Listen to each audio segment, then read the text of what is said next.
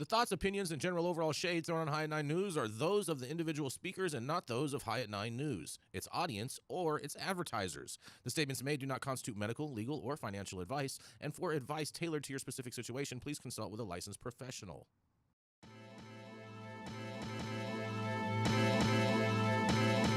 Welcome to the High at 9 News Hour, where you will hear from cannabis industry experts and professionals from around the country talk about important topics while shining light on global issues and discussing cannabis as it relates to politics, regulation and reform, data and technology, science, research and medicine, family and parenting, art, celebrities and entertainment, fitness, sports, mental health and wellness, and plant-based medicines and entheogenics.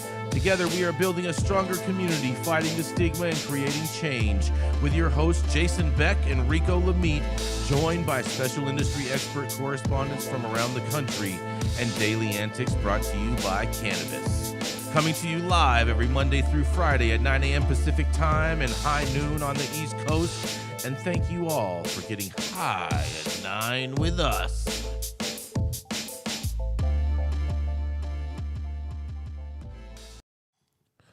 Oh, yes. Good morning, everybody. Happy Monday. That's right. It's Monday, the most important day of the week, and everyone has a federal holiday today. And it's Monday, September 4th, and today is Labor Day. So shout out to all those moms giving labor today. It's also National Newspaper Carrier Day. What's that, Rico? Shout out to the moms giving labor today. Yeah, shout out to the moms giving labor today. That's right. Labor Day you're talking about today? I mean, you know. It's also National Wildlife Day, National Macadamia Nut Day, and you ready for this, Rico? This is your favorite right here.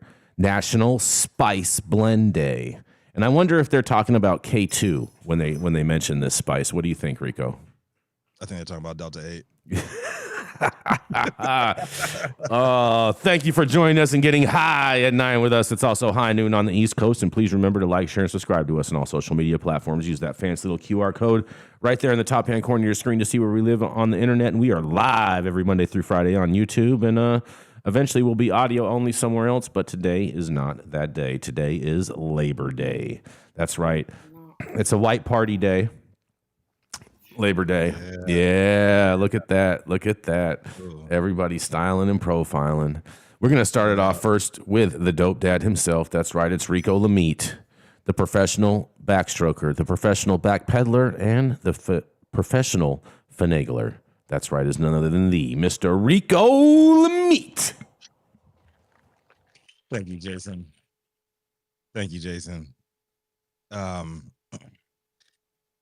Happy Labor Day, everybody. As you see, we're wearing our white get-ups today because they say you're not supposed to wear white after Labor Day, but I don't follow rules no ways. But let's talk about Labor Day. Observe the first Monday in September. Labor Day is an annual celebration of the socioeconomic achievements of the American workers. The holiday is rooted in late 19th century when labor activists pushed for a federal holiday to recognize the many contributions workers have made to America's strength, prosperity, and well-being. In honor of this year's celebration, I'm tapping into Green State's Carol Wheatstock's piece all about the growing labor movement in today's cannabis industry. The real movement's been powered by, so far, the International Brotherhood of Teamsters and the United Food and Commercial Workers, more commonly known as Teamsters and the UFCW. Cannabis employees nationwide have been establishing protections by working with union representatives. Per the article, negotiations have gotten employees higher pay, set workplace safety requirements, established seniority, amongst other worker benefits.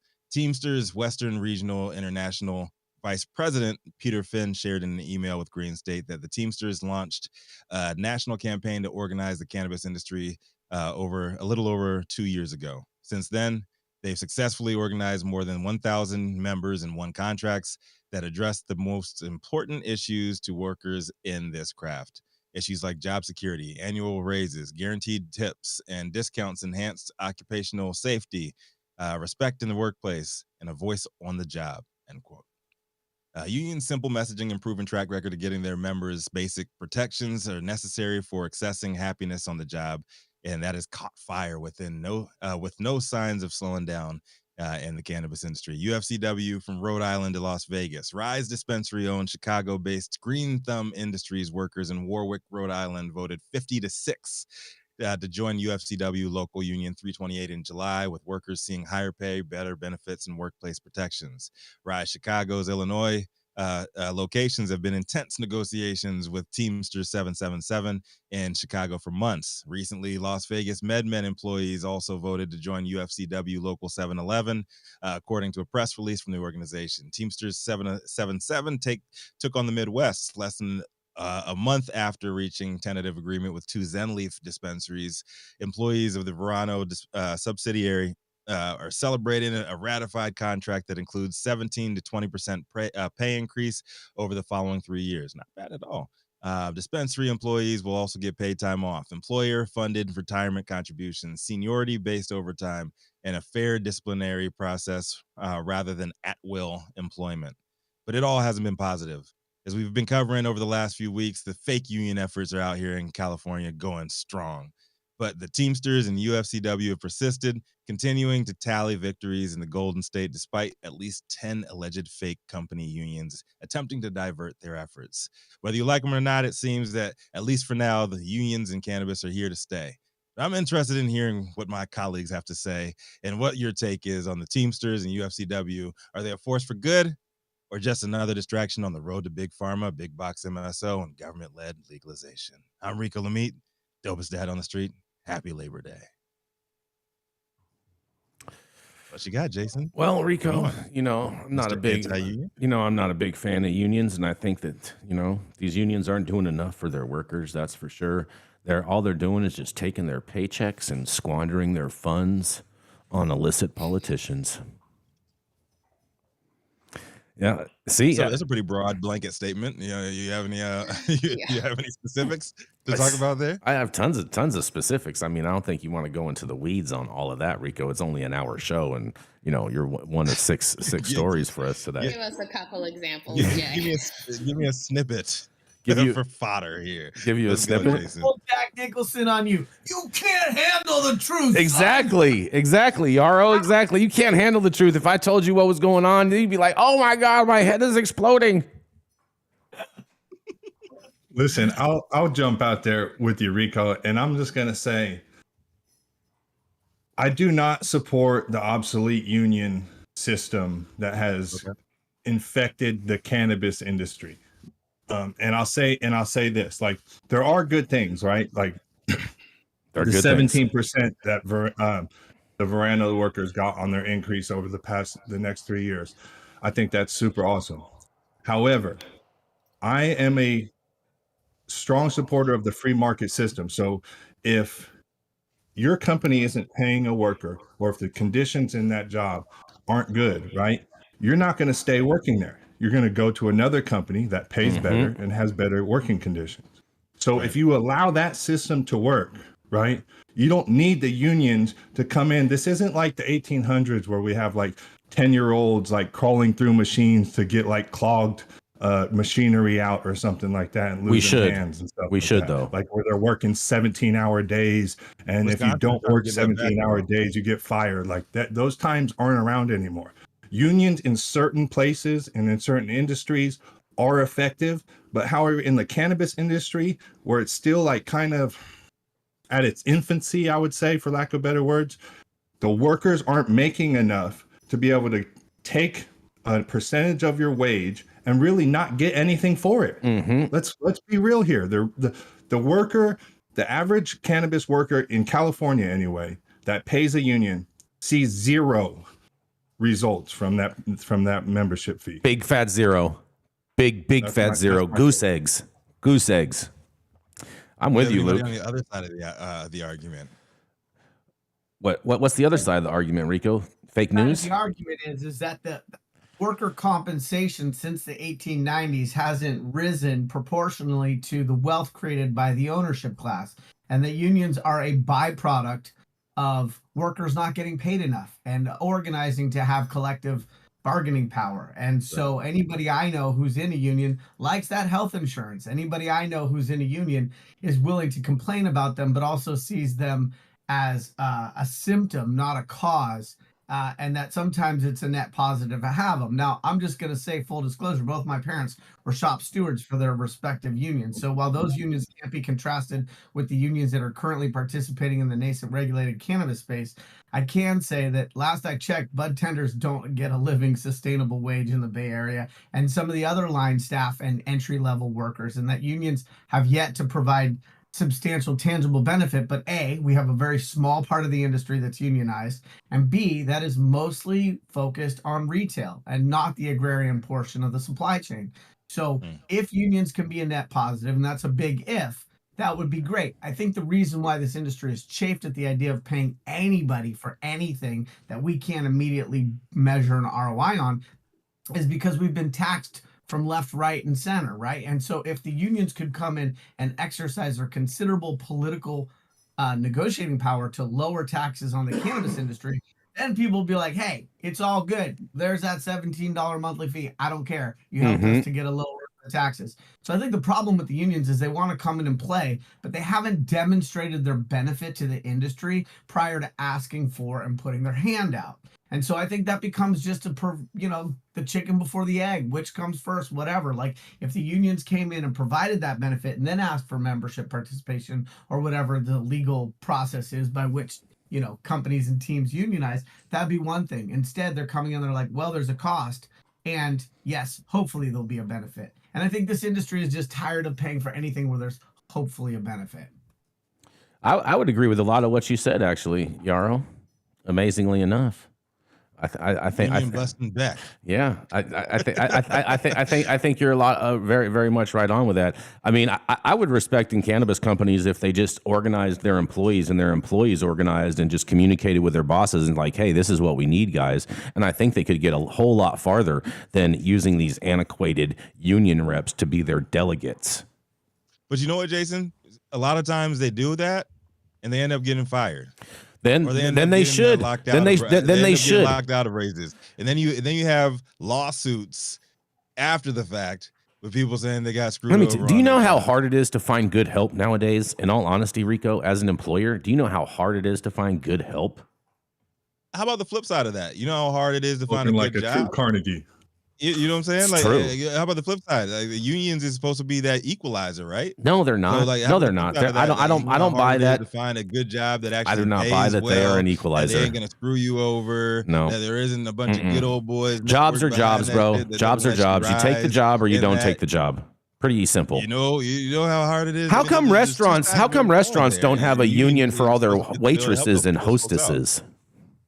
I think they do. I think they do. But every union sounds the same to me. It's blah, blah, blah. And exactly. 7 different numbers. It's exactly. 4 letters and then 7 numbers. It's almost like the tail on an airplane. It is. 5, 6, 7. Like you can't tell them apart unless you're in that. But I mean, look, we're talking about line staff in society, whether we're talking about the person who changes the bed sheets at the hotel room, or the person who hands you your cartridge when you're on vacation in a town, or the person who opens a hotel room door. Less than 10%. Service workers, right? Yeah, less than 10% of Americans are unionized. And that number has gone down over the last 30 or 40 years. Well, so you're basically telling me that all the unions basically only reside in major cities if it's only 10% of the workforce is unionized. No, what we're saying is that unions have been designed and continue to be ways in which lower level or mid-level workers create collective bargaining power so that they can get better benefits and wages. And last we checked, benefits and wages for the lower working class and the middle working class are not at historic highs. Sounds like you guys are stigmatizing these workers. But see, this is the problem with the union. Those are just numbers, Jason. How are we stigmatizing anybody? Yep. It's messed up, you guys. The problem with the numbers is that, like, and I agree with a lot of what Yarrow said too. But the problem with the numbers is that we're not seeing an ROI for what these membership fees are. What you're seeing most of the time with unions, right? And this is why a lot of people have been going away from unions, is because unions are now just becoming political wings. And now you're paying a membership for somebody to tell you like how to vote is usually what the unions like amount to nowadays. That is true. There's not like a really like a strong fight for fair wages or something. There's like standard typical inflation raises built into negotiating contracts and bargaining contracts. There's not like people like going in and getting these like crazy wages, you know, increases for you and stuff like that. If there was that case, and like I said, in the cannabis industry, if there was that, if we were seeing a return, if we were seeing those things that Yarrow was talking about, and you're getting the return on it, I would support that. But what we're seeing right now is them to just take money out of the people's pockets that are at the entry level and mid-level jobs where they really need it, and really not seeing anything in return for it. That's why I really don't support it. I think So I agree with you right there, Luke. Oh, look so at in the that. case Look at of that. California, the 10 fake unions, the quote unquote company unions, and some of them have characteristics of actually being made up by the actual company there. So in that case, how do you not force these motherfuckers to join a union at that point? Like you have no protection against your company at all, to the point where they're making up fake unions, or they're joining up with known fake unions to stomp out your any attempt that you might have to have any kind of equity with the company, to have any kind of voice with the company. Like, what do you say about situations like that where you actively in California seeing this against the little guy? I mean, if I don't support unions in this instance in the cannabis industry, I really don't support fake unions in the cannabis industry. So I mean, yeah, like listen, that's crazy, right? But this is where I was talking about where, and this may sound a little callous, but this is where the free market corrects these things. You know what I'm saying? The free market, if your company is doing shady stuff, if your company isn't paying you enough, if your company is doing these things, those companies aren't going to attract workers. They're not going to attract workers. They're not going to be sustainable. The free market will weed them out. That's how so the free market is this ivory tower, right? Free market is amazing. Difference is like applied economics versus economics, right? And so I would argue that we may have never had a free market. We've had a market that prioritizes and enriches those that already have riches. We've had a free market that doesn't play fair for women or minorities. We've had a free market where it takes money to make money, or where there's no bid contracts. And so we've had a free market that allows Apple to have tax benefits by offshoring in Ireland, but doesn't allow a cannabis company. So I would just offer that what you're saying about a free market makes sense for a free market, but I'm not entirely sure that the United States has ever really been a free market, and it's getting freer and moving probably in the right direction. But as long as there is these dual tiers to opportunity, and I don't just mean around race and economic opportunity, I mean, why do billionaires get to sit with their hedge fund managers and craft policy and then go pay politicians to be able to create rules that benefit them and not the working class, right? So we have to recognize it. There is a free market theory, but in practice, it typically is far less equitable and not exactly as pure. We had a free market prior to Prop 64. The reason Yarrow, that the free market was having issues in those instances that you gave examples of is because you had government regulation. The reason that Apple gets a better tax break over in Ireland is because the government regulates and overtaxes here in the US. If you didn't have that, if you had a true free market without the interference from these governments and these regulators, you would see it work better. Now, I understand, like, it's not a perfect system that we have here. Absolutely not a perfect system. And it does create inequities, but it is the best system that we have available to us right now. And I don't see a better one out there in the world. If you do, I'd love to look at it. I think that the better one that is out there is already probably there is no better out there, Rico. Everyone always looks to think that the grass is greener on the other side, but the grass is greener right underneath your feet, Rico. No, the grass isn't greener on the other side. The trichomes aren't cloudier on the other side of the flower. I get that. Market is the pheno market, the free in name having only. the best system doesn't mean that the most patriotic thing we can do as Americans is continue to edge that best system towards being a better system, right? And so the most patriotic thing we can do in this country is dissent, right? That's the freedom we have. The freedom to say, hey, this is good, but let's make it better. Or what would tomorrow look like if we continue to level up that we already agree are probably better than incrementalism. I'm gonna get all teary because it's a holiday and Memorial Day, but like that's what makes it Labor great, Day, right? Is the ability to criticize and improve upon it. It's Labor Day, Yarrow, not Memorial Day. It's Labor Day. Too confused. I'm a little dyslexic when it comes to holidays. It's all good. It's all good. On Christmas. One's at the beginning of summer. One's at the end of summer. Now Jason's going to his Teamsters. I'm telling you that this is Mother's Day 2.0. I'm trying to tell you, Labor Day is for the moms. Okay, it's for all the moms that gave labor. Okay, no, it's Mother's Day 2.0. Yep. Delivery. That's why we wear white. That's where we wear. So relevant. That's why we wear white on Labor Day. You're like a dirty OBGYN. Oh, come on now. Come on now. Oh boy. Oh boy. You know what? We're gonna go to a commercial and we're gonna be right back. How's it going, guys? Saman Razani coming to you from Green Street here with Jason Beck, smoking on the best weed in the world. Did you know that we have an audio-only version of our podcast available on Apple, Google, Amazon, iHeartRadio, and Spotify?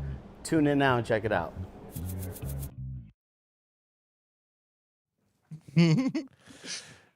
Up next, he's known for smoking the best weed in the world, and if you find him in West Hollywood, chances are he's telling them how to run cannabis tourism and shit like that.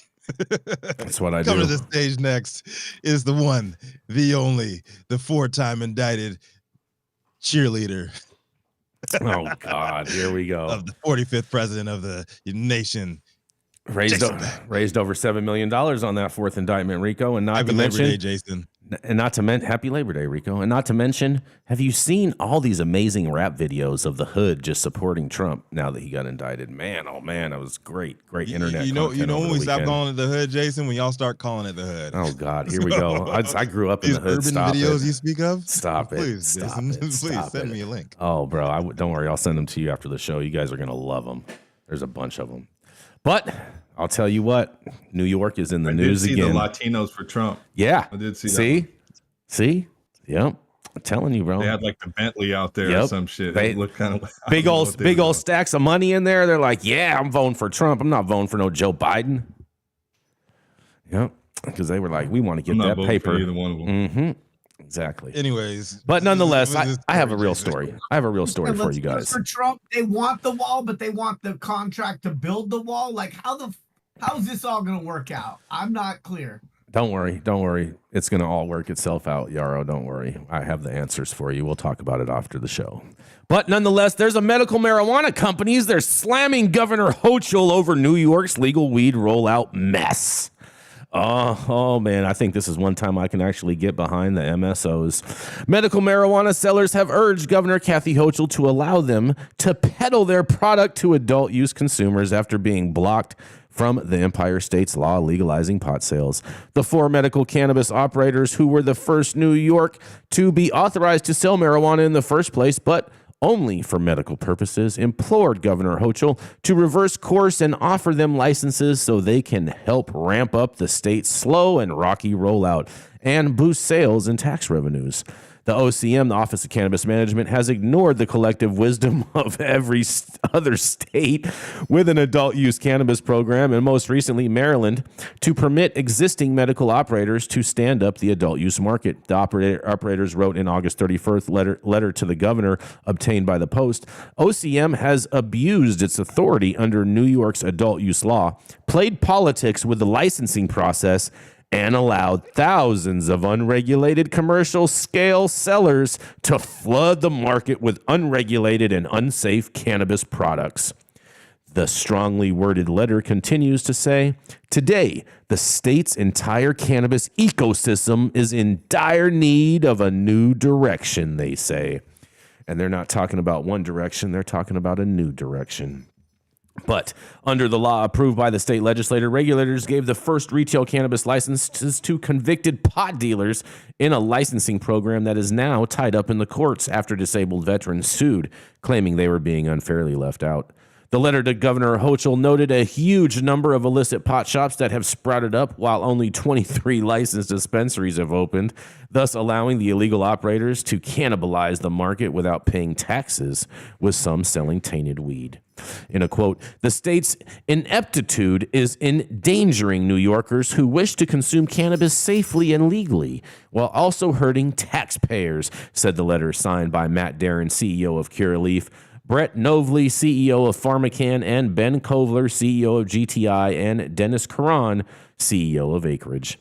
The medical pot operators claim that immediately issuing them licenses would be more than double the number of adult use marijuana dispensaries in the state, while helping other cannabis sellers, including convicted pot dealers, sustain their own business. The operators pointed out that they have a built-in infrastructure to provide a stable supply chain of safe, tested, and taxed cannabis products over for new stores. In a quote, for years, New Yorkers have trusted to build and grow the Empire State's medical cannabis program, they wrote. Now, a decade later, our plea is simple. Direct the OCM to authorize registered organizations to begin adult use cultivation and dispensary operations without delay, so the state's legal cannabis market can thrive for all participants, creating a reliable revenue and job-generating industry for decades to come. They made that sound really nice in the letter. New York State in 2014 approved the sale of medical marijuana prescribed for medical purposes, and 7 years later legalized adult use sales. And state lawmakers and regulators, however, reserved the first batch of cannabis retail licenses to applicants convicted of pot-related offenses, saying they wanted to give victims of the war on drugs a chance to compete in the market instead of having the big medical weed firms dominate, which I think they're doing because every bodega has a little card store outside of it selling weed. So I think their goal actually is on point. But other advocates bitterly complained, accusing Hochul's administration of discriminating against disabled military veterans and other applicants, including medical marijuana operators, by prioritizing convicted drug felons in awarding them pot sales licenses. Albany State Supreme Court Justice Kevin Bryant last month imposed an injunction blocking the issuance of any more licenses, concluding the state likely broke the law by giving convicted pot felons preference over other social equity applicants, including disabled veterans. Bryant last week also said he wouldn't allow 23 vendors to be exempt from his freeze on adult use cannabis licenses because the OCM hadn't shown that they met all the requirements to open up shop. Rules approved by the State Cannabis Control Board in May allows 10 medical marijuana stores to sell cannabis to the public, not just ailing patients, but only beginning December 30th.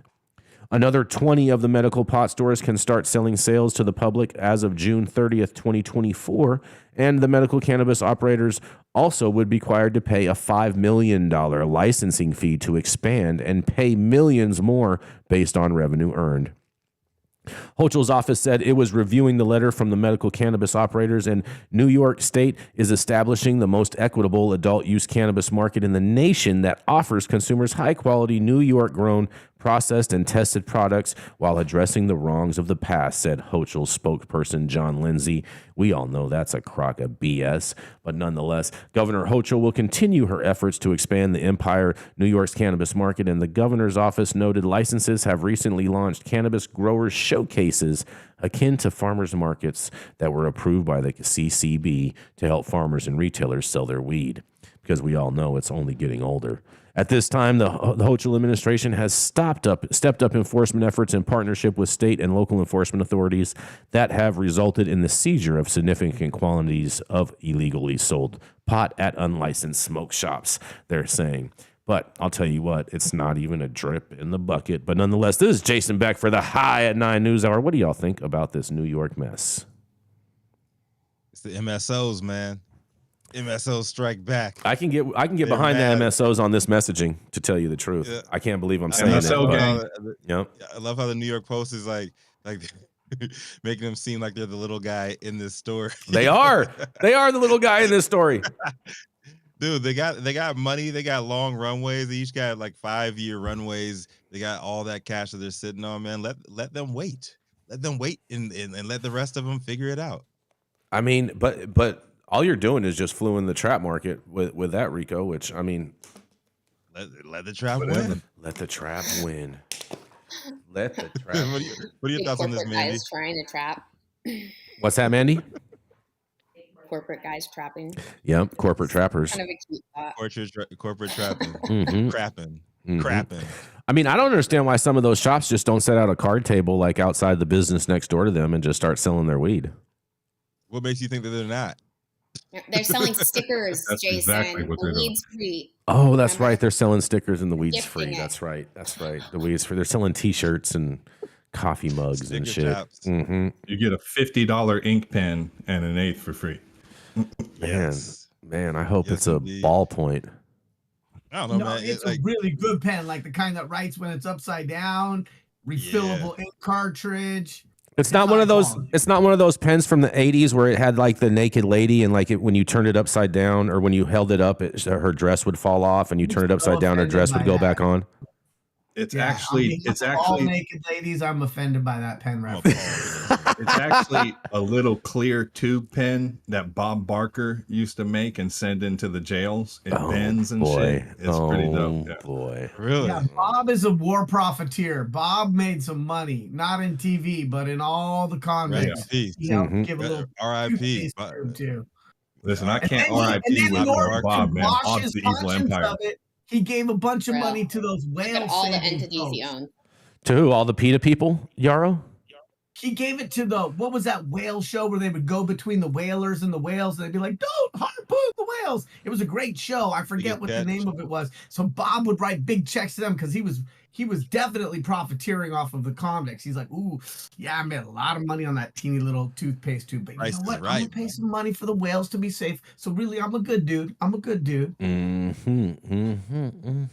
yeah, back on point. The MSOs are salivating over that, 12 million plus New York market that they want to jump into. I'm a super strong supporter. I mean, let me just go ahead and disclaim this. I am biased, but I'm a super strong supporter of people convicted of a cannabis offense or have been in prison behind a cannabis offense to be able to have go to the first line there or have fees waived or have whatever social equity programs, social justice programs they have going on there. Most of them are hollow. Most of them don't work. Most of them set people up for failure, but listen, we still got to try to work on it to get it right. And MSO. Luke, if you weren't in for a conversation we had last week on reparations, would you support reparations for trappers? Trapparations, if you would. Trapparations. I think reparations, Rico, is like a trigger word, right? I think. Yeah. I support the concept that you're saying, right? But I think when you say the word reparations, you immediately shut down the other half of the audience. You know what I'm saying? So what I think does need to happen though is there does need to have a support system, a way for them to benefit, a way for them to be able to join back into the legal market if they choose. You know what I mean? Not everybody, just because you were convicted of a cannabis offense doesn't mean that you're going to be a successful retail operator. It doesn't work like that. It's not that simple. You know what I'm saying? But if that is your goal, and they release all of the nonviolent prisoners and they give them $150,000. Like, yo, like we're sorry, we got all these MSOs and big pharma and big. Just 150 grand. That's it. That's 150 is not enough. Here's 150. Here's 150K. Going about your business. I mean, listen, there is a school of thought that says basically, cannabis prisoners were wrongfully incarcerated, and there is actually a fee per day for wrongful incarceration. You know what I mean? For especially in states where dudes continue to do sentences while it was legal in their state and all of their conduct was in their state. You know what I'm saying? Right. So there is a definitely a valid argument for that. You know what I mean? To have people be compensated for being wrongfully imprisoned. Absolutely. And while I think we all agree that there's a free market, I think the notion that some people would have a head start in this industry is a modest peace offering. It's a modest olive branch, right? It doesn't make people whole for the experiences that they've gone through. It gives them a little bit of a head start. And like, I remembered running a foot race with my dad when I was a kid, and like, because I was 4 years old, I got a little bit of a head start. Now my legs never got taller. I probably still need a head start for any foot race. But the idea was I was 4 and he was 40. And so like, I got a little bit of a head start. And so that didn't make it an unfair race. And so I think this idea that there could be some advantages built into policy, you know, I don't even know that reparations is the right word, because it really only begins to scratch the surface. And a lot of those advantages in policy haven't played out as intended, right? And so a lot of them have had much more muted results for those constituents. Yarrow. We need to remember that those things, while well intended, haven't necessarily provided as much net benefit as people had hoped. Yarrow, should we call it like golf and call it a handicap? So that's a trigger word too, Jason. So first of all, what is it? Again, back to my short stature, I only play mini golf. Okay, if there's not a windmill moving, like that's called miniature golf. I'm probably not your right partner. Putt. Yeah, miniature golf. But I don't think, I think we do. I think language matters, and I do think that we need to, without, you know, making everybody who has legacy experience an automatic hero. I do think that, you know, when we talk about veterans, what's the first thing that comes out of everybody's mouth? Thank you for your service, right? Like it's like muscle memory. It's like the only minimum polite thing you can say to somebody who has chosen societal good over personal benefit. And so I do think that there's a world we get to where there is something that comes out of people's mouth around acknowledging the oversized contribution legacy operators have on a regulated market and the risks they took, and not necessarily going to, well, were they pure enough? Were they only about the medical? Did they overly enrich themselves? Are they good people? Like, bottom line, there's a foundation that was paved on the backs, the legal bills, the asset forfeiture, the gray hair, and the you know, the ulcers of those people, right? And so I think that there should be some respect paid. Yes, indeed. I absolutely agree with you, Yarrow. The difference in the cannabis market sitting within the free market as a whole, right, is cannabis is unique in the sense that because it has a dark history of the enforcement behind cannabis, the businesses and corporations that become involved in cannabis, I believe, and the government entities have a social responsibility now.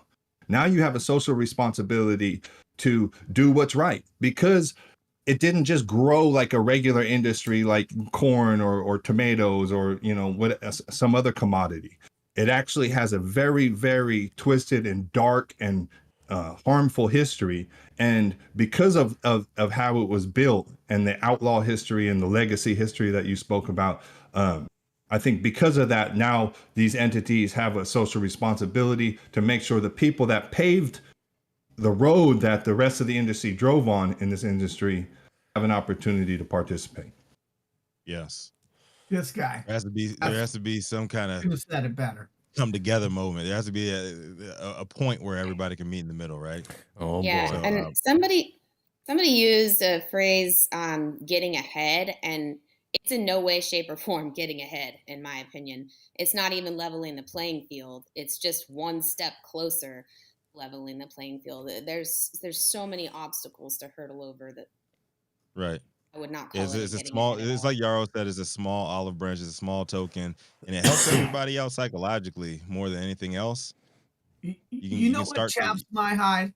What chaps my hide? What grinds your gears? What grinds your gears? What chides your hide? I mean, Yarrow. What grinds my gears? What chaps my hide? The bee under my bonnet, like et cetera, is this notion that some MSOs that are excited about the New York market are framing this as justice involved versus veterans. Like anytime we're framing this as justice involved versus veterans, we should know that there is somebody who benefits from those groups pecking at each other instead of hugging each other, right? And it's not an either or, right? Like, I don't think there's a world in which anybody should have an advantage in the United States above the advantages that we should provide for veterans. But that doesn't mean that justice involved. That doesn't mean communities of color that were disproportionately impacted. That doesn't mean all of those other constituents are less than veterans and that class. It just means there are a variety of classifications that should all have some advantage in this, as Luke said, newly regulated market. But it's kind of messed up to have it be a dance-off between justice involved and veterans when I don't see those two as ever having to compete for the love we have for communities that, to Luke's point, paved the road. I think these MSOs should file a discrimination lawsuit against the state of New York. It's not binary. It's not binary. The choice isn't binary. It's not justice involved versus veterans. It's it's equal. It's the same. It's the same pool. It's all these people who were affected by cannabis, or people who have participated in the community, sacrificed for the community. And those sacrifices look different, right? Those sacrifices of me being in prison for 15 years, or Yarrow doing 2 tours in Iraq. You know what I'm saying? Those sacrifices for your community look different, and they absolutely should be recognized. I did 4 tours in the Emerald Triangle, so and it wasn't Iraq. It's not either or, it's as well. Going on there. Yeah, I'm with you guys on that. 3 years in South Central LA. I'm a drug war veteran. I didn't wear my hat today because it's not Memorial Day or Veterans Day, but I do have my drug war veterans hat. But we got to keep it moving. We are way past time, man. This hour is flying by, and we have a lot of news to get through. And I know Mandy has a very, very important story that she wants to go over today. So coming up next, she's an Emerald Cup edibles judge, a mom, and a cannabis executive that wants to show the world how being all 3 of those can be combined into being the ultimate mom, the ultimate edibles judge, and the ultimate executive lifestyle. It is none other than the Mandy Tingler. Good morning, everybody. Today, my story comes to us from the Telegram Journal, and it's really important. It's something that I've talked about before. It's happening all over the U.S. as different cities come online with their cannabis business operations. And it's the topic of community impact fees. For those of you who aren't really familiar, community impact fees are a fee that a lot of different cities decided to charge their cannabis businesses based upon the fact, or the assumption, I should say, not fact, that these businesses would negatively impact the community and therefore cost it money. So here we go. It says, after years of demanding cannabis businesses pay to open up in Massachusetts, with municipalities charging community impact fees that reached 3% of gross yearly profits in anticipation of problems, the state legislature clarified the laws surrounding host community agreements. Clarification could see previously signed contracts between municipalities and businesses revisited, and the return of those fees. It was a new industry transitioning from illegal to legal in the state, a detail that prompted legislators to write certain safeguards into the laws regulating the cannabis industry in Massachusetts. Now those safeguards, host community agreements and community impact fees, are more of a hindrance than a help. They serve as a barrier to hopeful entrepreneurs seeking entrance into the marketplace, and have cost the state's first wave of cannabis business operators millions of dollars that could find a way back into their businesses. Roughly 450 retail marijuana licenses are issued in Massachusetts, with retail sales up around $4 billion. The state taxes these businesses at 20%. They are also subject to the standard 6.25% sales tax, excise tax, and, until the revision, the 3% gross annual revenue charged as a community impact fee. The review of the regulations undertaken last year by the state legislature, coupled with a number of reports highlighting inequities in the HCA and CIF system, prompted a, quote, clarification and generated a measure voted into law last November. This September, a public hearing on the proposed regulations is scheduled at the headquarters in Worcester Union Station. The working group at the CCC charged with implementing the clarifications has said that the reviews of the agreements during license renewals would not look at past payments, fee agreements that are no longer in or fee agreements that are no longer in effect at the time of renewal. It also indicated that municipalities would not be required to refund past payments prior to the change in legislation. However, the question of whether the clarification would be retroactive is still very much open. At its July 13th meeting, the CCC indicated that past HCAs will not necessarily be grandfathered in. It was a brand new industry, said Representative Dan Donahue, a Democrat chair of the Joint Committee on Cannabis Policy, explaining the inclusion of the HCAs and the community impact fees into the original legislation. It was an industry coming from illegal to legal in the state. How could we predict the impact of marijuana businesses in the community? Host agreements and the fees were written into the laws as a way to offer a safety value to municipalities, a way for them to alleviate any potential harm the businesses may have caused. Those impact fees were always required to be reasonably related to the harm caused by the businesses. Now the state will enforce that provision. Under the clarification, municipalities are required to account for the use of these fees and the harms mitigated to the businesses and the states when a license comes up for renewal. Fees cannot be folded into the general fund and used for other purposes such as street paving, new sidewalks, and police or fire apparatuses unless the improvement is directly related to the businesses. Since the beginning, municipalities were authorized to charge up to a 3% a year for business annual gross revenues as the impact fee, yet they've demanded the full 3% as the base community impact fee. In many communities, the projected revenue funneled about $1 million a year into the municipal coffers. Municipalities have also accepted other perks offered by the entrepreneurs who were ready to promise the moon, sun, and stars in their eagerness to secure a license to operate in specific communities. One of the really interesting things that's coming out of this, you guys, is the fact that there's a talk about returning these fees to the business operators. It says deep pockets needed by these applicants. An applicant named Fallon noted that the lengthy application process, the cost of securing and holding an appropriate property coupled with the fees charged by municipalities is detrimental to those entrepreneurs she called mom and pop and social equity applicants. They succeed in keeping out the little guy, Fallon said. The HCAs and impact fees served as a barrier to social equity applicants. Municipalities looked at the cannabis industry as a blank check, said Blake Messing, founder and chief counsel of the Messing Group, a Massachusetts firm that specializes in cannabis law, permitting compliance, and promoting the industry. But the jig is up, he says. In his estimation, this review of the community impact fee and the host agreement should be retroactive. Failure to review and revise the impact fees and agreements could lead to a separate form of litigation on the part of cannabis businesses. Adam Fine, a partner at Vicente LLP, a firm specializing in cannabis law, also agrees. This was an exploitation of the law, he says, and regarding the full 3% gross revenue annual community impact fee.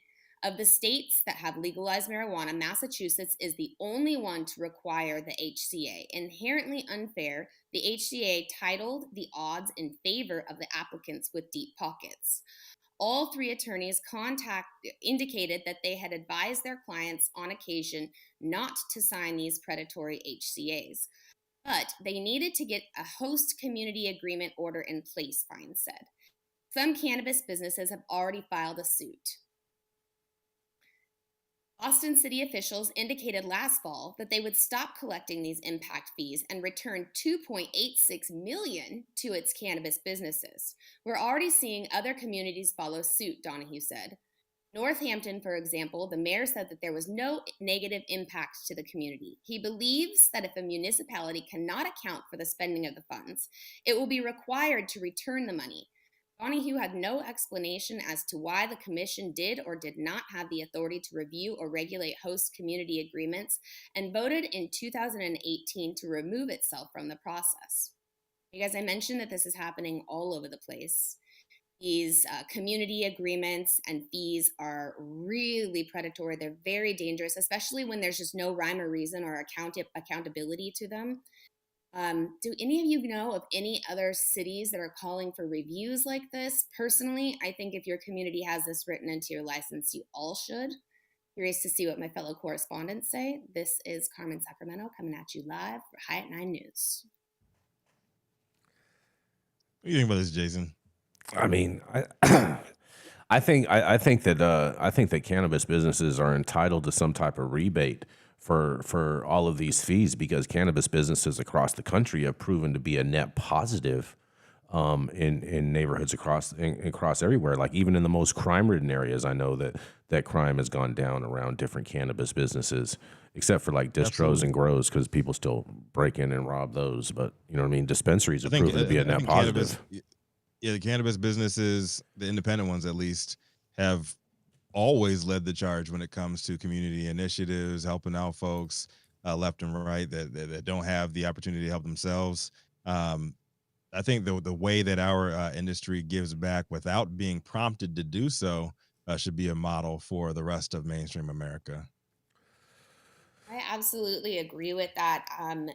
Most of the cannabis business operators that I've ever worked with have some kind of charitable organization that they donate to or have started or are backing in some way, shape, or form. We're a very community-oriented entity. And you know, when it comes to these community impact fees, I can't emphasize enough how critical it is to really take a look at that as a business operator, because it's incredibly intense financially for your business. And the city of Sacramento, the cannabis business operators about 2 years ago put together an entire coalition that actually filed and required the city to run a review of this community impact fee. And in fact, they found that there was no negative impact by the cannabis business that are operating in Sacramento.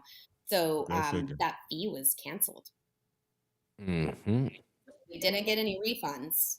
There actually, I think, is a potential talk of pursuing that, but Where'd the money go, Jason? You know where that money goes. Special interest funds. It's not there's something in this, market. right? There's something in this that, like, I don't want to be like the conspiracy theorist or like the MSO basher or anything like that, right? Because just because you have multi-stores and multi-states doesn't make you evil.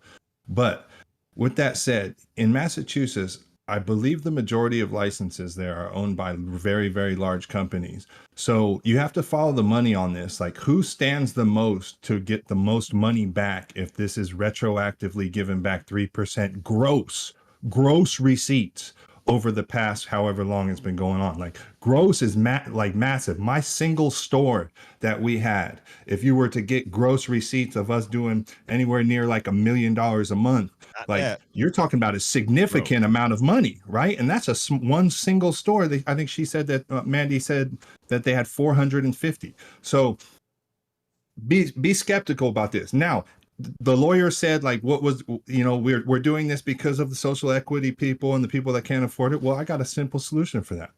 Waive the fee. Waive the fee for the social equity applicants. Waive the fee for the people that qualify for it. And the large multi-million dollar companies that can afford it, they could still pay it. Now, my second question is this.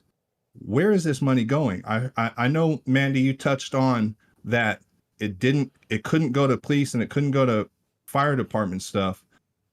If it's not going back into the community and the social equity programs to help fund that thing, I think that's what it should do. It should just circle right back into the social equity programs or the assistance programs, and then those larger companies will be doing their social responsibility. Period.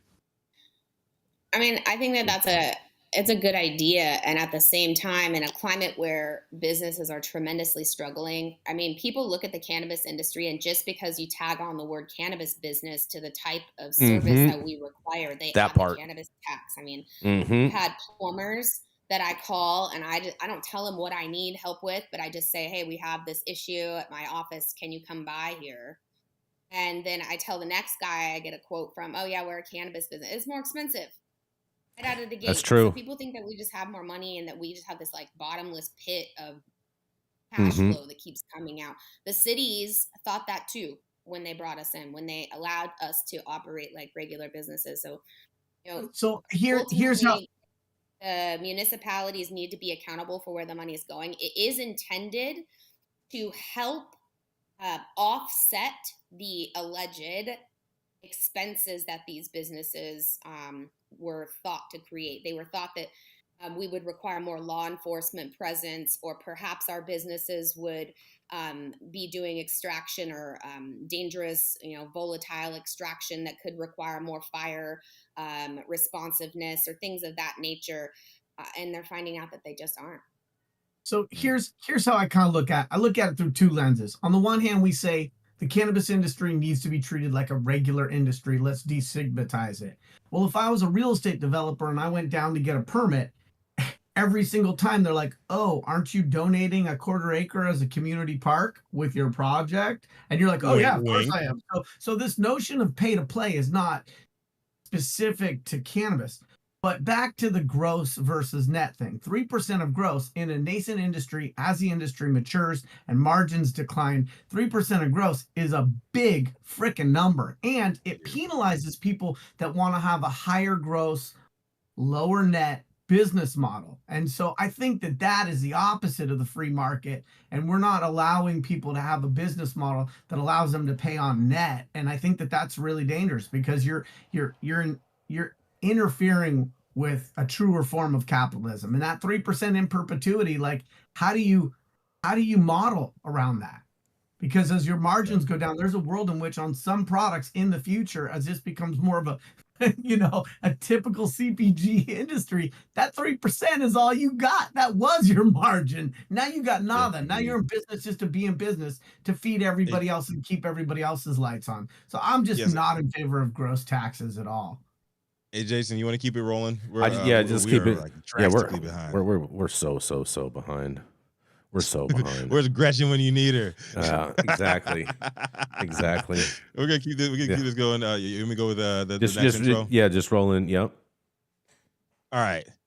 Y'all know who it is. Up next, he's a second-generation cultivator and the founder of Special Teams Consulting. Up next, it's the Sebastopol stage himself, Yarrow Kubrin. Man, I am never going to be able to live up to an introduction as passionate as that. But good morning. Super stoked to be on here with this esteemed group of panelists. And here's my article for High at 9 News on this beautiful Monday, September 4th. California cannabis repeal, a Humboldt County study. It's no secret that the cannabis industry is on a steep decline in a variety of states, including California. We have time and again written about the specific woes plaguing the California cannabis industry. High taxes, a staggering credit crunch and collection problems, receiverships, rampant local prohibition, overregulation by the state, and a raging illegal market are just a few. Now cue the California cannabis voters who may have initially supported this democratic experiment, but are now thinking twice about local laws and rules permitting commercial cannabis activity in their borders. Cannabis repeal may be on the horizon. Cannabis NIMBYs. The term not in my backyard neighborhood NIMBY has obvious negative connotations. Of course, cannabis NIMBYs are not unique in California. They're everywhere in cannabis. Years ago, we wrote a post about how to deal with them and their tactics. Essentially, NIMBYs thrive on confrontation and manufacturing lots of arguments to eliminate or stop progress when it comes to cannabis business development. They'll even go so far as to form plaintiff groups to sue local governments, and cannabis businesses go on any possible grounds, including and usually alleging environmental issues or violations of due process rights in the creation of cannabis laws. In turn, cannabis businesses are wise to be transparent as possible with all their neighbors, as well as their local governments, and to keep constant contact with regulators in order to avoid inadvertently inadvertent regulatory violations. But what happens when you make it past the initial NIMBYs, only to find yourself at their mercy years after you've already set up shop? California Cannabis Repeal.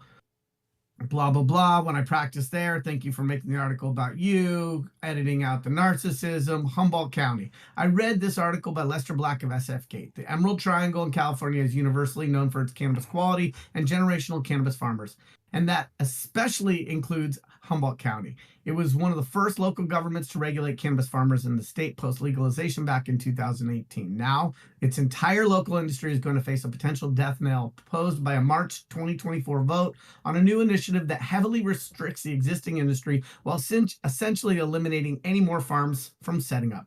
Here's a copy of the initiative. According to the initiative website, the proposed amendment would, quote, reduce the cannabis cultivation footprint, promote healthy environments in rural communities, ensure public involvement, and protect truly small-scale, environmentally minded cannabis farmers. Backers of the initiative state on their website that due to the county's initial planning and current laws, quote, there are now over 1,000 legally permitted operations, most of which are in stark contrast to small-scale organic hippie farming of previous decades. The newly emerging cannabis culture represents a more industrialized mega-grow approach with heated and ventilated grow lights, 24/7 grow houses, extensive use of water, and loud generators. Further, per the initiative's website, quote, incursions of mega grows into rural residential, agricultural, and woodland areas has been received with considerable anger and bitterness by the rural public. One reason for this is that the county's ordinance 2.0 precluded the most effective rural residents from being notified that a mega grow would be setting up next door to them. Such disregard has been taken to be demeaning and disrespectful, leaving residents little, if any, recourse to complain or to go through the pain and expense of difficult litigation. And residents cite issues of health, safety, welfare, dangerous traffic, harassment by growers, and harm to the environment and natural beauty. A particular concern has been diversion of stream and well water that takes critical water from the residents and ranchers, as well as from watersheds and ecosystems where water deprivation impacts animal and plant habitats. Strong objections have been made about the constant night lights and generator noise that disrupts residents' lives and that impacts wildlife, including the northern spotted owl. The proposed 38-page initiative called the Humboldt Cannabis Reform Initiative represents a massive overhaul to existing Humboldt County cannabis laws. Perhaps most importantly, this initiative would limit cannabis farms to no more than 10,000 feet, which would make about 400 currently permitted farms non-conforming uses under the initiative, and the number of permits issued would be capped at no more than 1,200, valid for only 1 year before renewal. Further, a business could not have multiple cultivation permits on a single parcel. That's called stacking. No generators would be allowed except for one for emergency use only, and all neighbors of a cultivation site would have to be notified beforehand that a grow was coming in. Lastly, for existing growers to come into compliance with the proposed initiative, they'd have to enact a laundry list of expensive changes or be rendered non-conforming and eventually shut down. The county's reaction to de facto cannabis repeal. The county planning department's analysis of the initiative is incredibly interesting. Early in its analysis, the planning department writes, quote, the initiative purports to protect the county's residents and natural resources from harm caused by large-scale cannabis cultivation. It does this by developing a regulatory system that renders most existing permitted farms non-conforming. The analysis goes on to state the largest farms in Humboldt County range between 7 and 8 acres. There are 4 farms this size. For comparison, in Lake County, there are farms in excess of 60 acres, 60, and in Santa Barbara and San Bernardino counties, there are farms in excess of 100 acres. In a statewide market context, Humboldt County does not have large-scale farms. Essentially, the county is claiming that there is no real mega farms in Humboldt County at this point in time, and that the public does not understand what the initiative would do and sign the petition thinking that large-scale cannabis farms should not be in Humboldt County, without recognizing that most of the so-called large-scale farms that would be outlawed if this initiative passed are the very farms that have existed in Humboldt County for decades. It seems that the planning department does not support the passage of the initiative, and that's what it relayed to the County Board of Supervisors. What's next in Humboldt? Undoubtedly, between now and March, both proponents and opponents of this initiative will undertake education campaigns for and to the public. The very big legal takeaway, though, is that Humboldt will not be the last stand or instance where local voters initially embraced cannabis legalization only to change their minds down the road. We could see major overhauls or total elimination of local cannabis industries in California as a result. Perhaps most importantly, if the Humboldt Cannabis Reform Initiative passes in March, other motivated, well-capitalized, angry, and annoyed local voters could use this process as a blueprint for their own cannabis repeal campaigns. That's a long article. Like, I needed to breathe before, during, and after. So let me just kick this off. Very well known and prominent attorney wrote this, and as we know, Mendocino County below has capped outdoor at 10,000 square feet. 10,000 square feet, y'all, is a quarter acre, okay? A small family farm can barely eat on that these days, with the price of sun-grown outdoor trending at, well, let's just say the trimmer gets more than the grower. I think this is an interesting thing. Every time I hear the word mega grows, all I can think of is Johnny Depp talking about a mega pint, right? Like, what is a mega grow, right? And so I don't know how we define that, but I think there are some numbers we can put around that. And I think that in the context of what's happening in other counties, Humboldt was a brighter light in the Emerald Triangle in terms of what people could do to produce some scale of cannabis, compared with Mendocino, which has really been the epicenter of the dumpster fire, in my opinion, not just in terms of the number of permits they've processed, but in terms of not stacking permits on the same property, and limiting that quarter acre 10K to sort of the most that somebody could do on a particular parcel. I think the water issues are always sort of like the whistle, the chumming of the waters that they use. They're talking about illegal diversion, but the truth is, regulated farms, I don't know how many of those actually illegally divert, because they typically have Fish and Game and the Water Control Board totally up their sphincter, looking at everything. And we've already determined from Sonoma County that while cannabis uses a lot more per acre than other agricultural activities, the value it creates is exponentially greater. And so on a per drop of water basis, you actually get more wealth creation out of growing cannabis than you do out of grapes or cattle. So what do you guys think about this? I think that, it's a travesty. Like, all of this. Would you be in support of a repeal of the cannabis laws on a state level or on a municipal level, as we know them? Yarrow, should we start? I'm a big one for the. I mean, look, I like the will of the voter. Yeah, I like the will of the voter. And I think that policy is always ripe for revision and adjustment based on what we've actually seen versus how it was initially written up.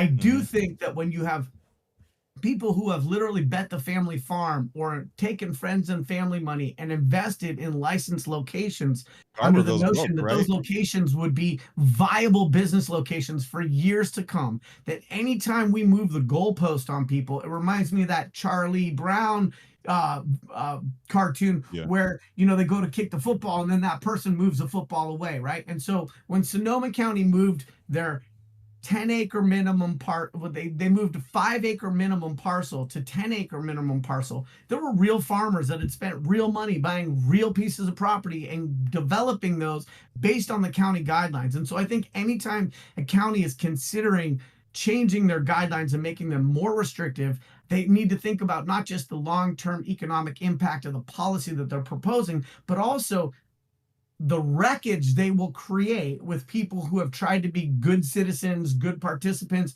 good regulated operators by setting up and operating with whatever those existing regulatory paradigms are. And so I'm really worried that the Emerald Triangle has created a ghost town effect up there through some of its unintended policies around how to have regulated cannabis.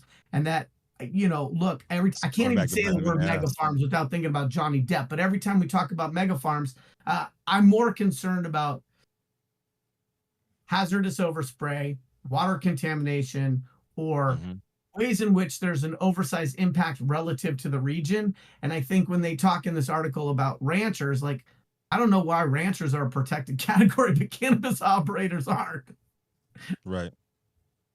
Oh man, it's gonna continue to get worse, man. So unfortunately, as we've seen, it's going to continue to get worse. And you know what? You just follow the money. You can see where the problems began. You can see where they're going to end too. I'm gonna go ahead and drop a Mike Tyson quote here. Everybody has a plan until they get punched in the mouth. Yes, indeed. Yes, indeed. I mean, separate from quoting our favorite convicted rapist on the show, whoa. I'm sorry, was that a fact we weren't supposed to include? Never mind. Whoa. Anyway, separate from that, you know, I wish the Triangle had come up with some reasonable policy and executed on it. And I wish that we could remember that saving the small craft cottage cultivator doesn't necessarily mean limiting them to a quarter acre production, right? And so as prices have gone down and production has gone up and scale has been something that people need to embrace in whatever way their business model allows them, you know, the cottage craft cultivator is like this. It's like the unicorn that we like pray to.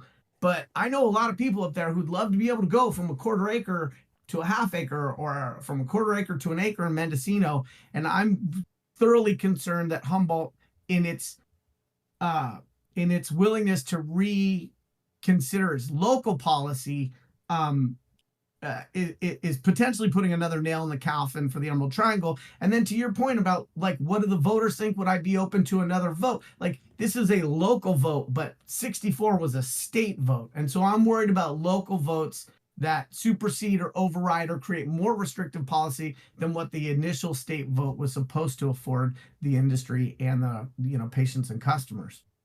Oh yeah. I think good conversations, like 64, good Labor Day conversation, perfect, right, Rico? I mean, it wasn't right. It wasn't perfect, but I think we shouldn't talk about repeal. We should talk about revise, amend.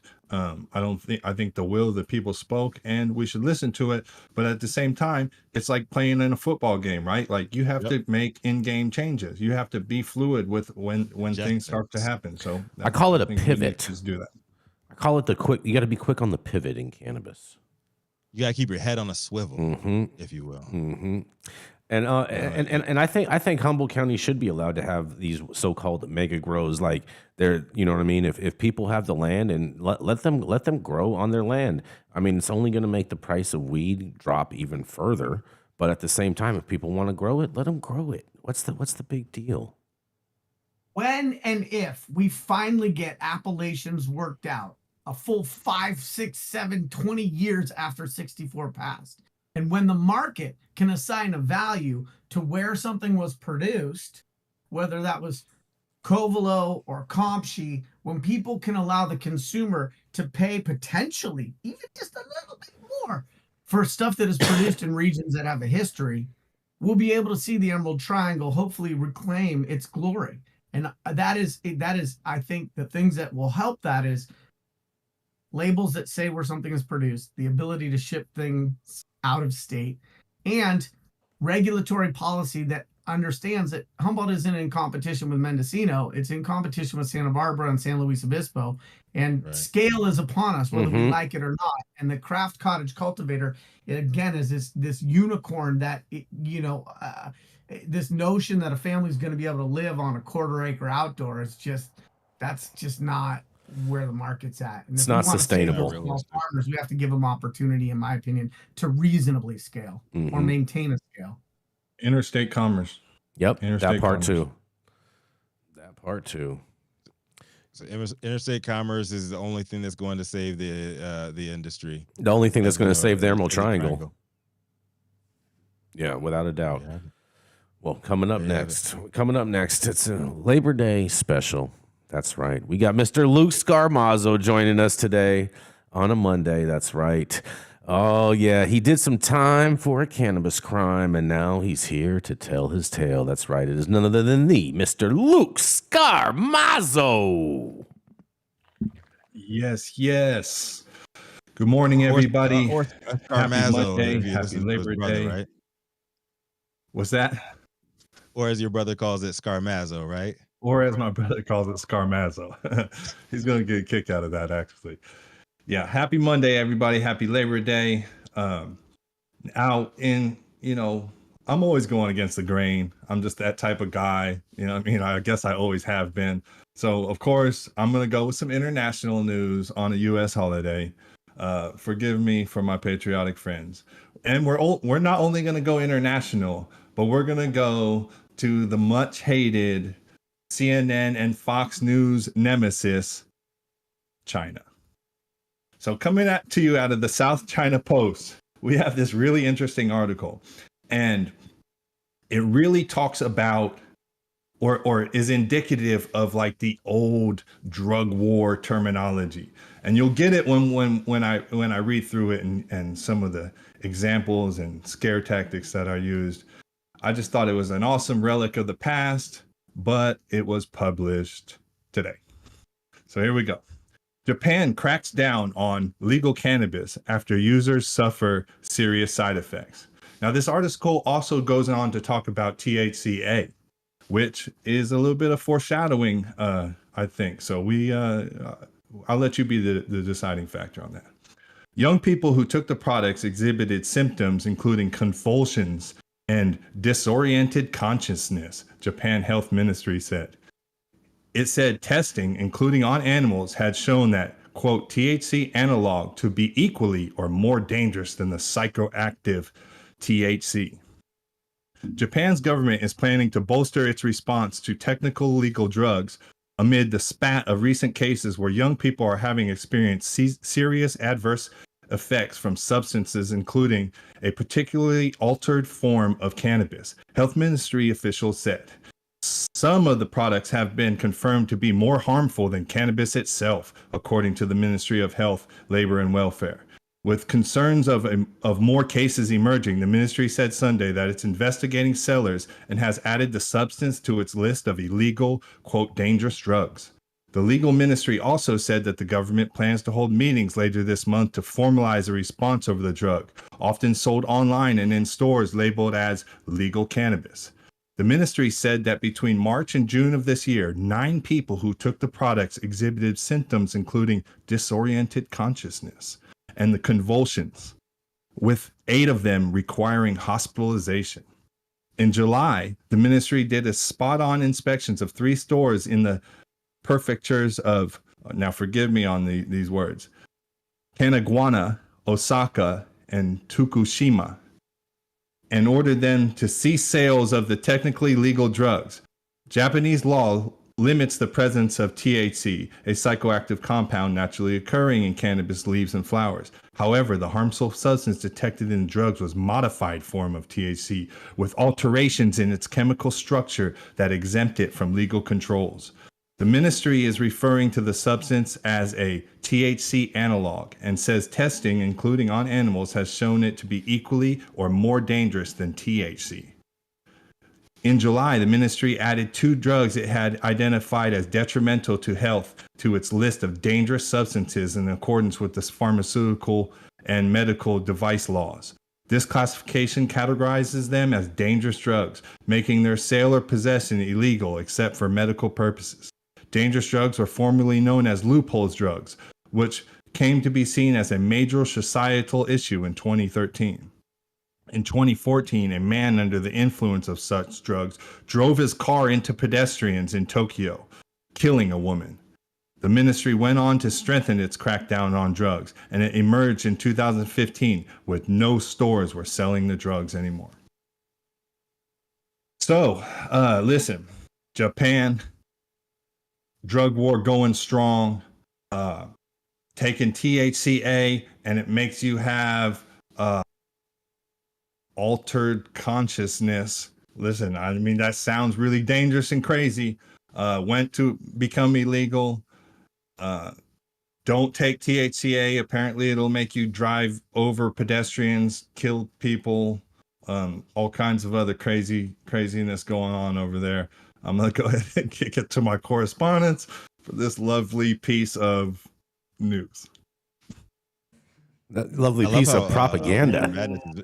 I love how Reefer Madness has evolved over the years. I would like to see like their depictions. You know how like back in the day, the Reefer Madness shit just had like all black and Mexican men just like grabbing on all the white women and all that shit. I'd like to see what it looks like over there. Mm-hmm. The propaganda stuff. Who is starring in these propaganda films they're creating? I think can imagine the Japanese version of anti-marijuana like commercials and what those must look like. I they're all in anime. Again. They're all in anime. They're probably all in anime. Yeah. guarantee it's blacks and Mexicans once again. I don't know if y'all saw that that one Japanese commercial that was banned from like most English speaking places, where they had it was like a laundry detergent. And the black dude was going in there. He's gonna hook up with the Asian girl, and he jumps in to the washing machine, comes out, and he's white. Mm-hmm. And now it's acceptable. Oh boy! This is just a couple years ago. I mean, I'm not gonna say that culture deserves to be railed against, or that there are not amazing things that Japan has offered on the world stage, from food to culture to sushi. samurais. But I will say there are very few countries that are still killing whales, and much less for research purposes. So maybe there is some room for improvement in a variety of policies over there. The idea on the THCA, as we've seen in the chat, and as most of us already know, THCA, unless it's heated, is non-psychotropic anyway. So that doesn't make any sense. And then we over here in California, where apparently science is still slow moving, we haven't been able to figure out what intoxicated driving looks like versus just ingestation. There's no such thing as intoxicated driving. Apparently in Japan, they figured out somebody was high, drove through a bunch of people because they were high on cannabis. Yeah. There's no such thing as intoxicated driving. You know that, Yarrow. It's not real. Prove that the globe needs more education on how this plant works. I mean, I'll tell you what, though. I mean, the Japanese market is amazing. I mean, people get incredible prices out there, so they should keep this propaganda up, because the market is booming out there. No, but the prices are a byproduct of the pain, right? Like, they had it where you could only get CBD if it was off the stalks of the plant. That's not what I'm saying. No, I'm talking about the trap market, Yarrow. Off the branch, Yarrow, of the fruit. Yarrow, I'm talking about the trap market. Them they get crazy high numbers for weed in Japan. Japan is crazy. Yeah, they get high dollar out there. Yeah, and you'll also get like caned to death. You will get that too. You will get that too. But you know what? You're gonna get like a high ticket out there in Japan. Jason's like YOLO. I mean, my goal would be to smuggle all of it into Japan in the belly of a blue whale, and just like pull up with a blue whale, and they harpoon that shit and go research purposes, and then they bring all my trapping into the country, and then I just kind of get it out of the belly of the blue whale, and it's a twofer. Maybe that's why they're killing all the whales. Yarrow, they're already doing that. I like what Dr. Delta said. I think when the monsters are coming for you, it's going to be Godzilla. Get Godzilla high, and then he's going to start like killing pedestrians and shit like that, right? Weedzilla. That works? Yep. Weedzilla. Get Godzilla high. He won't even come out of the ocean. He'll just be doing the backstroke out there. Mecha Godzilla gonna come out there and stomp out regular Godzilla, because regular Godzilla forgot to unionize. No, let's not start unionizing the Godzillas, because that's a slippery slope. Once all them big fucking creatures and monsters are unionized, we'll never be able to kill them with a helicopter. I'm really glad to hear you speak out against unionization, Yarrow. Only when it comes to Godzilla and maybe the police officers who have a lack of accountability as a result of some of that unionization. They didn't even want body cams turned on. So, yes, there are some unions that have gone awry or astray. How about the SEIU? So I'm going to sidestep that and merely say that in Japan, it's too bad that they have a culture of wellness and massive longevity in their senior population, and that people are still not able to access things that are non-psychotropic like CBD in a low cost and affordable way. So I'm rooting for Japan. I think they have a lot of room for improvement, and I'm really, really like big props to Luke for going with fresh off the press article from today. Good luck finding a link for a holiday from today, but I guess, Japan doesn't celebrate this holiday, and then keeping it international. I like that very much. So what should we be more afraid of? Body counts or body cams? Body counts. Body counts for sure. And on that note, hold on. I just have to read this one headline since we're on this international thing. All right, I'm just going to read the headline for you guys, and I just find this hysterically funny. Okay, but we love Spain, right? Right, Mandy? We all love Spanibus and Spain and everything. In Spain. And you'll be able to read this full story on our website, so go check it out. It's a long story. But they're saying that there's daily blackouts are straining a poor Spanish neighborhood, and they're trying to blame marijuana for the fact of these grows taking all the power that is stifling this town and having rolling blackouts. So make sure you go and check that out over at High9News. 1,000-watt lights. Yeah, exactly. You know that's all total propaganda BS. These people just have bad. Of course, they're blaming blackouts instead of brownouts instead of whiteouts. They just have poor infrastructure out there. They need to, you know what I'm saying? They need to get some grant money up. It's fucked up. But I kind of love it. And thank you all for joining us for yet another episode of High9 News, a special Labor Day edition where we're going to overtime for you guys so you guys can stay home and hate unions, because this is the American way. You can catch us live on weekdays at 9 a.m. Pacific, high noon on the East Coast. Big shout out to our super fans showing love, getting their comments live on the big screen too. The live audience members and online supporters catching us across all media platforms each day. To our vetted correspondents tuning in from all over, bringing us much needed variety of perspective and your respected opinions to the table. To our production team, Cloud Media Partners, House of Fuego, all our sponsors keeping the lights on, AV struggles to a minimum, and of course, the lovely Jaja Simone holding things all the way down on the other platforms too. And as always, Cannabis Sativa L, the reason that we show up to read these stories every damn day. Y'all know we love you with all of our heart and soul. It's been Monday, Labor Day, September 4th, 2023. The show is over. You've all been blessed with the top industry headlines. Hope was enough to put in your pipe and smoke it at least until tomorrow. I'm Rico Lamitte, the dopest dad on the street for High9 News. Mandy Tingler, you take us out, Carmen. Sacramento, please. It's a holiday. Hopefully you're not working. If you're at home, hug your family, go hug your friends, go do something fun and exciting today, because tomorrow you got to do double the work. Tomorrow's the real Labor Day.